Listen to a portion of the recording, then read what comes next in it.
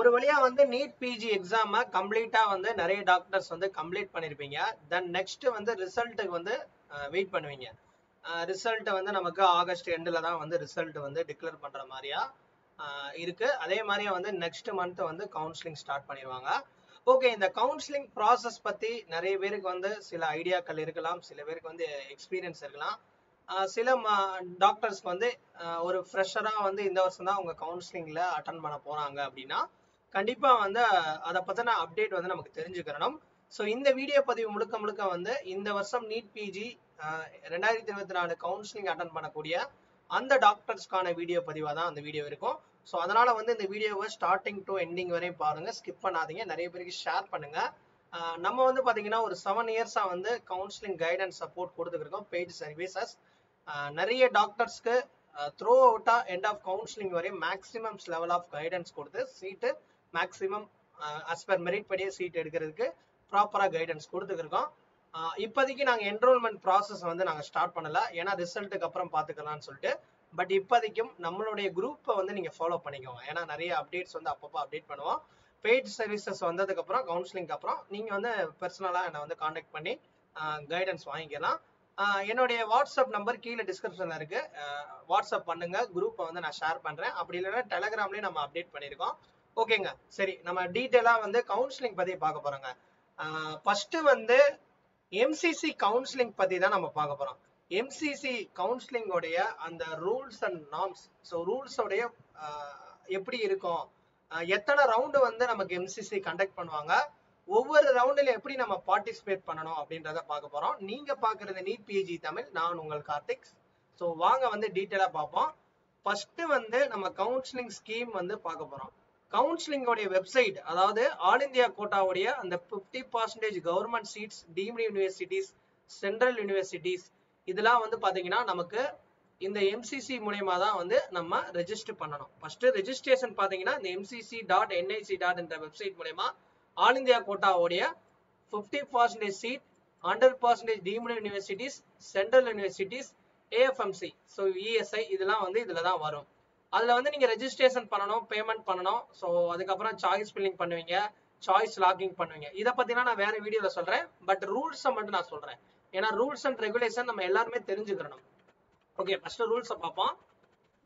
Okay, இப்போ வந்து ஆன்லைன்ல ரெஜிஸ்ட்ரேஷன் பண்ணதுக்கு அப்புறம் நீங்க பேமெண்ட் பண்ணிட்டு சாய்ஸ் ஃபில்லிங் லாக்லாம் பண்ணிடுவீங்க. உங்களுக்கு முதல் ரவுண்ட்ல சீட்டு கிடைக்குது, அதாவது ரவுண்ட் 1.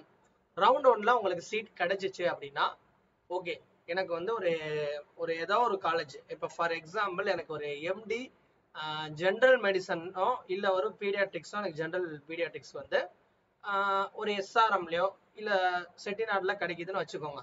ஒரு டாக்டரோட எய்ம் வந்து மேபி ஒரு சில டாக்டர்ஸோட எய்ம் வந்து எனக்கு நல்ல ஒரு ரெப்யூட்டேஷனான இன்னும் பெட்டரான காலேஜஸ் வந்து எனக்கு வேணும், அதனால வந்து இந்த சீட்டை நீங்க எடுத்துக்கிறனாலும் எடுத்துக்கிறலாம், இல்லை அப்படின்னா இந்த சீட்டை விட்டு நீங்க எக்ஸிட் ஆகிக்கலாம்.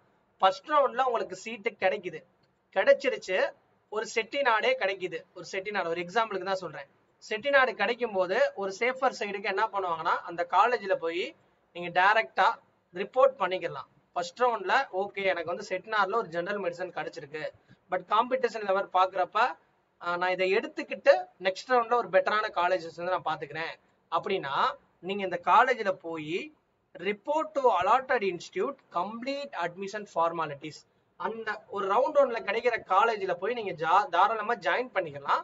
பட் செகண்ட் ரவுண்டும் நீங்க வேணும்னாலும் போய்க்கலாம். செகண்ட் ரவுண்ட் போகும்போது என்ன பண்ணணும்னா as willingness for upgradation to round 2, எந்த காலேஜ்ல நீங்க வந்து ஃபர்ஸ்ட் ரவுண்ட்ல போய் ஜாயின் பண்றீங்களோ அந்த காலேஜ்ல வந்து நான் நெக்ஸ்ட் ரவுண்டுக்கு அப்கிரேட் ஆகணும் அப்படின்னு சொன்னீங்கன்னா அவங்க வில்லிங்னஸ் வந்து அக்செப்டன்ஸ் வச்சுக்கிடுவாங்க. அதாவது அவங்க வந்து அக்செப்டன்ஸ் எடுத்துக்கிட்டாங்கன்னா நீங்க அடுத்த ரவுண்ட்ல கலந்துக்கலாம். ஓகேவா? ஸோ இது வந்து சீட்டை எடுத்துட்டு ஒரு சேஃபர் சைடுக்கு போகக்கூடிய அந்த டாக்டர்ஸ். முதல் ரவுண்ட்ல ஒரு சீட்டு கிடைச்சிருங்க, ஏன்னா முதல் ரவுண்ட்ல ஐடியாவே இருக்காது, அவங்க எல்லா பிரான்ச்சையும் போட்டிருப்பாங்க. ஸோ இஷ்டத்துக்கு வந்து சாய்ஸ் ஃபில்லிங் போட்டிருப்பாங்க, ஏதோ ஒரு காலேஜ் ஏதோ ஒரு ஸ்டேட்ல கிடைக்குது, ஏதோ ஒரு பிரான்ச். அப்ப கிடைச்சதான் எனக்கு வேணாம் சார் அப்படின்னு நான் நினைச்சேன்னா நோ கொடுத்துட்டு ஆட்டோமேட்டிக்கா நீங்க ஃப்ரீ எக்ஸிட் ஆகிக்கலாம். வேணாம்னா விட்டுறலாம். முதல் ரவுண்ட்ல வந்து இந்த ஆப்ஷன் இருக்கு, எனக்கு இது தேவையில்ல சார், எனக்கு சீட்டே வேணாம், நான் நெக்ஸ்ட் ரவுண்ட்ல இன்னும் பெட்டரா பாத்துக்கிறேன், ஏன்னா ஃபர்ஸ்ட் ரவுண்ட்ல நான் சும்மா போட்டு பார்த்தேன் அவ்வளவுதான்.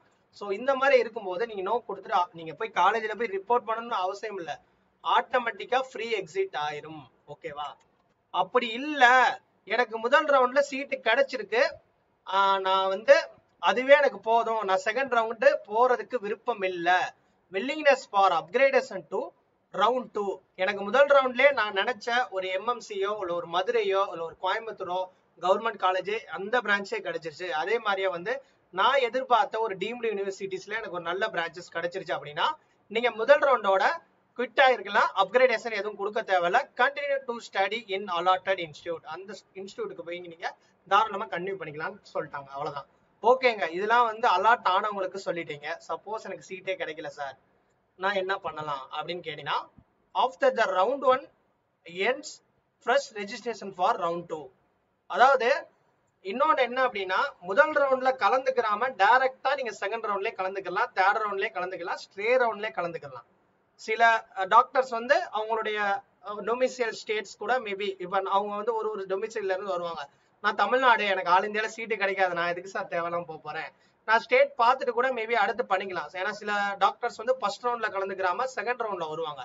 அப்ப செகண்ட் ரவுண்ட்ல வந்து ஃப்ரெஷ்ஷா வரவங்க மட்டும்தான் ரவுண்ட் 2ல நியூ ரெஜிஸ்ட்ரேஷன் பண்ற மாதிரி இருக்கும். அதாவது செகண்ட் ரவுண்ட்ல புதுசா வரவங்க சீட் கிடைக்கலன்னா அடுத்த ரவுண்டுக்கு தாராளமா எலிஜிபிள் தாங்க. சீட் கிடைச்சு ஃப்ரீ எக்ஸிட் ஆனவங்களும் சரி, சீட் கிடைக்காம இருக்கிறவங்களும் அடுத்த ரவுண்டு தாராளமா எலிஜிபிள் தான். பட் டைரக்டா செகண்ட் ரவுண்ட் வரவங்க என்ன பண்ணணும்னா மறுபடியும், அதாவது அவங்க மட்டும்தான் ஃப்ரெஷ்ஷா ரெஜிஸ்டர் பண்ணணும். Already register candidates of round 1 need not again register. அதாவது முதல் ரவுண்ட்ல ரெஜிஸ்டர் பண்ணவங்க அடுத்த ரவுண்ட்ல ரெஜிஸ்டர் பண்ண தேவையில்ல. ஓகேவா? ஸோ நியூவா ரெஜிஸ்டர் பண்ணவங்களும் சரி, முதல் ரவுண்ட்ல வந்து ரெஜிஸ்டர் ஆகி ஃப்ரீ எக்ஸிட் பண்ணவங்களும் சரி, தாராளமா அடுத்த ரவுண்டுக்கு எலிஜிபிள். ஓகேவா? ஓகே, செகண்ட் ரவுண்டு போறாங்க. செகண்ட் ரவுண்ட்ல அதே மாதிரியா ஃப்ரெஷ் சாய்ஸ் ஃபில்லிங் பண்றீங்க, அதே மாதிரியே வந்து உங்களுக்கு சாய்ஸ் ஃபில்லிங் ஆயிட்டு சீட்டு கிடைக்குது. செகண்ட் ரவுண்டோடைய ரூல்ஸ் வந்து மாறுங்க. முதல் ரவுண்ட்ல தான் உங்களுக்கு ஃப்ரீ எக்ஸிட் ஆப்ஷன் கொடுப்பாங்க, ஆனா செகண்ட் ரவுண்ட்ல அப்படி கிடையாது. செகண்ட் ரவுண்ட்ல இருந்து தான் நமக்கு கேம் ஸ்டார்ட் ஆகும். செகண்ட் ரவுண்ட்ல இருந்து நம்ம கரெக்டா ப்ராப்பரா வந்து கவுன்சிலிங் அட்டன் பண்ணணும். ஏன்னா சைமல்டேனியஸா நமக்கு ஸ்டேட் கவுன்சிலிங்கும் அந்த டைமிங் நடக்கும். பேரலா 2 கவுன்சிலிங்கும் எப்படி வந்து நீங்க அட்டன் பண்ணணும், அது ரொம்ப ஒரு கிரிட்டிக்கலான பொசிஷன்ல வந்து அந்த கவுன்சிலிங் நடக்கும். அதனால வந்து கரெக்டா கைடன்ஸ் சப்போர்ட்டோட பண்ணணும். செகண்ட் ரவுண்ட்ல சீட்டு கிடைக்குது, அப்ப என்ன பண்ணணும்?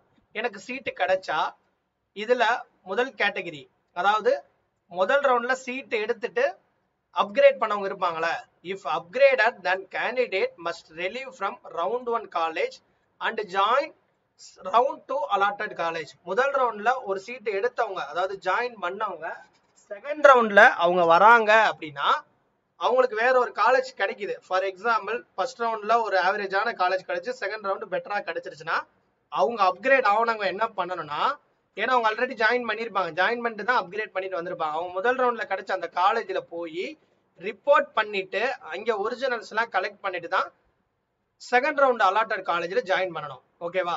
இதே இன்னொன்னு என்ன அப்படின்னா, செகண்ட் ரவுண்ட்ல சீட் அலாட் ஆகுதுங்க, ஒருத்தவங்களுக்கு செகண்ட் ரவுண்ட்ல சீட் அலாட் ஆகுது, seat allotted in round 2 but not reported not join. அப்ப என்ன நடக்கும்? செகண்ட் ரவுண்ட்ல ஒருத்தவங்களுக்கு சீட் கிடைக்குதுன்னா எனக்கு சீட் வேணான்ற மாதிரி நீங்க விருப்பம் தெரிவிச்சீங்க அப்படின்னா உங்களுடைய security deposit will be forfeited, அதாவது உங்களுடைய டெபாசிட் போயிடும். ஓகேவா?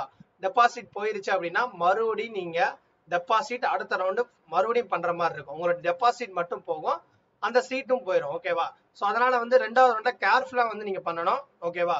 அதே இது ஓகே, செகண்ட் ரவுண்ட்ல ஃபர்ஸ்ட் ரவுண்ட்ல கிடைச்சு செகண்ட் ரவுண்ட்ல கிடைக்குது, தேர்ட் ரவுண்டுக்கு நீங்க போகணும் விருப்பம் இருந்தா report to allotted institute complete admission formalities. Second ரவுண்ட்லயே நீங்க போயிட்டு தேர்ட் ரவுண்ட்ல உங்களுக்கு நீங்க அப்கிரேட் பண்ற மாதிரி, அதாவது இன்னும் மூணாவது ரவுண்டு போறதுக்கு விருப்பம் இருந்தா நீங்க செகண்ட் ரவுண்ட்ல சேர்ற காலேஜ்ல நீங்க சேரும்போது ஃபீஸ் எல்லாம் கம்ப்ளீட்டா முடிச்சுட்டு நான் தேர்ட் ரவுண்டு போக போறேன் சார் அப்படின்ற மாதிரியா அவங்க கிட்ட அப்கிரேடேஷன் வில்லிங்னஸ்ல வந்து நம்ம சொல்லிட்டு வரணும். அப்ப வந்து நீங்க தேர்ட் ரவுண்டுக்கு நீங்க எலிஜிபிள் ஆயிடலாம். ஓகேவா? செகண்ட் ரவுண்ட் வந்து தேர்ட் ரவுண்டுக்கு. சீட் அலாட் ஆகாதவங்களுக்கு என்ன பிரச்சனை, அதாவது சீட் அலாட் ஆனவங்களுக்கு தான் இத்தனை ரூல்ஸ் இருக்கு. சீட் அலாட் ஆகாதவங்களுக்கு ஒன்றும் பிரச்சனை கிடையாது, தாராளமா நீங்க வந்து என்ன பண்ணலாம்னா நீங்க தாராளமா அடுத்த ரவுண்டுக்கு போய்க்கலாம்.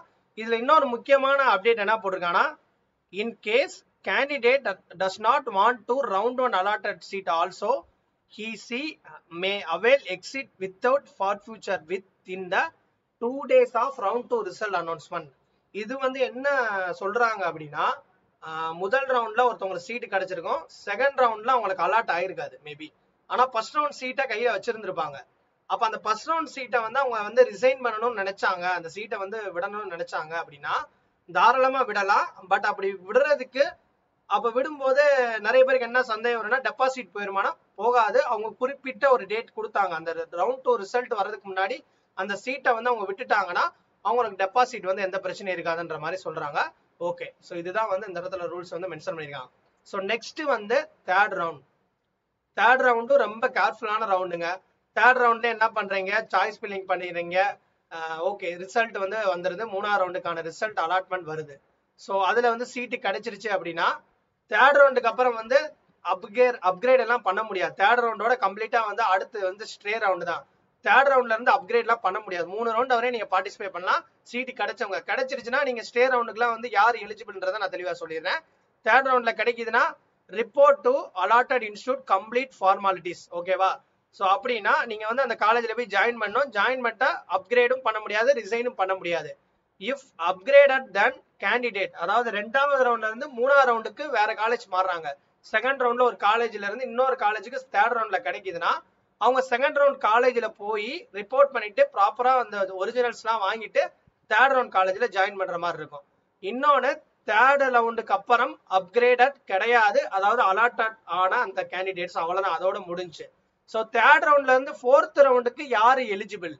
இப்ப சீட் அலாட் ஆகாம இருப்பாங்களா, ஃபர்ஸ்ட் ரவுண்ட்லயே அலாட் ஆயிருக்காது, செகண்ட் ரவுண்ட்லயே அலாட் ஆயிருக்காது, தேர்ட் ரவுண்ட்லயே அலாட் ஆயிருக்காது அப்படின்னா அவங்க வந்து தாராளமா வந்து ஸ்டே ரவுண்டுக்கு எலிஜிபிள். அதே மாதிரியே ஃபர்ஸ்ட் ரவுண்ட்ல ஃப்ரீ எக்ஸிட் பண்ணிட்டு செகண்ட் ரவுண்ட்லயே சீட் கிடைக்கல, தேர்ட் ரவுண்ட்லயே கிடைக்கலனாலும் அவங்களே எலிஜிபிள் தான். அதாவது தேர்ட் ரவுண்ட் வரும்போது உங்களுக்கு எந்த ஒரு சீட்டும் அலாட் ஆகாம இருந்துச்சுன்னா நீங்க தாராளமா வந்து ஸ்டே ரவுண்டுக்கு போய்க்கலாம். ஸோ இதுல இன்னொன்று முக்கியமானது என்ன சொல்றாங்கன்னா, தேர்ட் ரவுண்ட்ல seat allotted and does not join. Third ரவுண்ட்ல ஒருத்தவங்க சீட் அலாட் ஆகுது, பட் அவங்க அந்த சீட்டை வேணான்னு விருப்பம் இருந்துச்சு அப்படின்னா நீங்க தாராளமா எக்ஸிட் ஆகிக்கலாம். இதுல என்ன ரூல்ஸ் உங்களுக்கு வந்து கொடுப்பாங்க அப்படின்னா, நீங்க எக்ஸிட் ஆனதுக்கு அப்புறம் exit with for future and elimination, அதாவது உங்களுடைய டெபாசிட் போகும் பிளஸ் நீங்க அடுத்த ரவுண்டுக்கும் எலிமினேட் ஆயிருவீங்க, ஃபர்தர் ரவுண்டுக்கும் உங்களுக்கு எலிஜிபிள் பண்ண மாட்டாங்க. இது வந்து ரிஸ்க் ஆனது. ஓகே, இதுக்கப்புறம் ஃபைனல் ரவுண்ட் ஸ்டே ரவுண்ட், அவ்வளவுதான். ஸ்டே ரவுண்டுக்கு யாரு எலிஜிபிள்? சீட் தேர்ட் ரவுண்ட் வரை அலாட் ஆகாத கேண்டிடேட் மட்டும்தான் ஸ்டே ரவுண்டுக்கு எலிஜிபிள் ஆவாங்க. ஸோ அவங்க சாய்ஸ் ஃபில்லிங் பண்றாங்க, ஸ்டே ரவுண்ட்ல சீட்டு கிடைக்குது, கிடைச்ச சீட்டை நீங்க ஜாயின் பண்ணனா ஜாயின் பண்ணிக்கலாம், ஜாயின் பண்ணதுக்கு அப்புறம் ரிசைன் பண்ண முடியாது. அப்படி நீங்க ஜாயின் பண்ணாம விட்டீங்கன்னா என்ன ஆகும் அப்படின்னா, நீங்க கட்டின ஃபீயை வந்து ஃபார்ஃபியூச்சர் பண்ணிடுவாங்க. தென் 1 இயருக்கு நீங்க நீட்டோடைய அந்த பிஜியோடைய எம்சிசி கவுன்சிலிங்ல பார்ட்டிசிபேட் பண்ண முடியாம டிபேர் பண்ணிடுவாங்க. 1 இயர் கவுன்சிலிங் அட்டன் பண்ண முடியாது, பாத்துக்கோங்க. ஸோ இதுதான் வந்து ரூல்ஸ் அண்ட் ரெகுலேஷன். இது வந்து ஒரு பேசிக்கா உங்களுக்கு நான் சொல்லியிருக்கேன். இந்த வருஷத்துக்கு இன்னும் புதுசா நிறைய அப்டேட் வரும். தொடர்ந்து நம்ம சேனல் ஃபாலோ பண்ணுங்க. கைடன்ஸ் சப்போர்ட் வந்து நம்ம வந்து ரிசல்ட்டுக்கு அப்புறம் கண்டிப்பா கொடுப்போம். நம்மளுடைய வாட்ஸ்அப் குரூப்பை நீங்க ஃபாலோ பண்ணிக்கிட்டே இருங்க. டெலகிராம்,